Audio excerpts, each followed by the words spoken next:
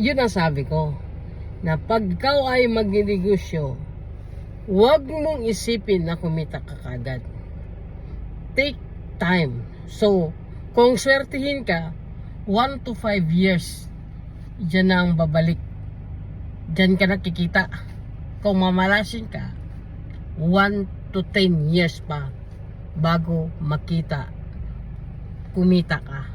So, lagi nyo niyang tandaan. Ngayon, para sa akin, bakit ako nakarating ng 5 years? Dahil, alam ko na, ang goal ko po, na ang mind ko po, long term ako nag-isip.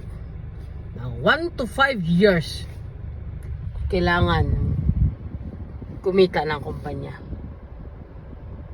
Ganon, dapat tayo mag-isip.